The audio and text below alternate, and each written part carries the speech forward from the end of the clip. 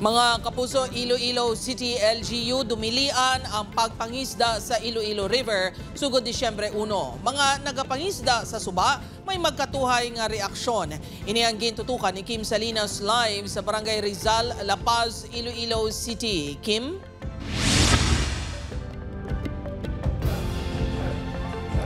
Jer, tugot niya i-monitor kag ipatuman sang Office of the City Agriculturist tupod sa Bantay Dagat, PCG, kag barangay officials ang close fishing season sa Iloilo River.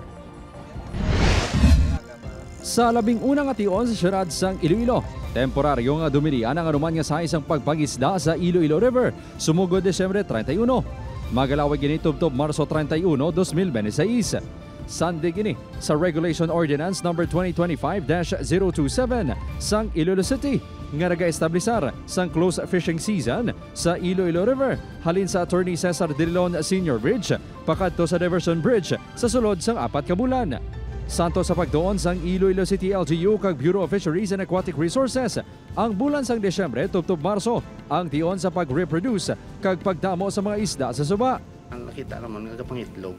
Diri sila kapag itlog sa daring area.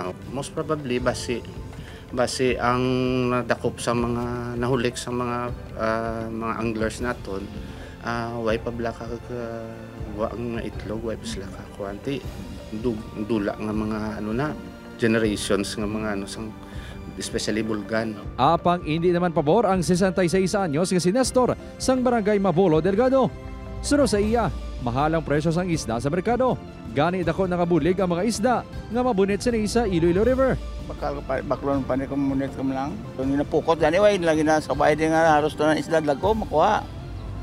Ari nga mo lang ni tlapya makuha mo de. Samtang apisar nga mamago, nahangpan ni Edgar ang rason sa pagdumili isang pagpangisda sa Suba. Enjoy lang ako basta makapamunit ako. Pwede man makapangita sa iban na pamunitan. 1,000 pesos kag community service ang penalidad sa unang ation nga madakpan sa paglapas sa ordinansa. 2,000 pesos kag community service sa second offense. Samtang 5,000 pesos nga penalidad kag pagkumpiskar sang catching kag fishing gear, dala na ang pag-impound sang fishing boat sa third offense. Kinatatingwahan naman na pabaluman tanan, kakondak mo kami sang information campaign sa aton mga esplanade areas nga gabay pa nga insindiyon man kay para matagaan naton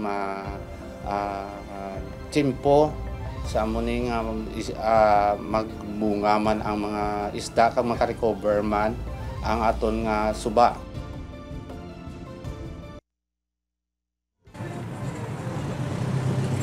Jert, sa subong ation, makitaan nga madamo diri ang nagapamunit diri sa Attorney Cesar Drilon Senior Bridge sa Barangay Rizal, La Paz. Suno sa Office of the City Agriculturist, ang sakop nga suba sa ordinansa ang halin sa Fast Craft Terminal padulong o tubtob dito sa Diversion Bridge. Apang ginklaro sa opisina Jert nga ang pagpangisda ang pahanugutan sa iban naman nga bahin sang Iloilo River. Jert? Madamo gid nga salamat sa detalye, Kim Salinas.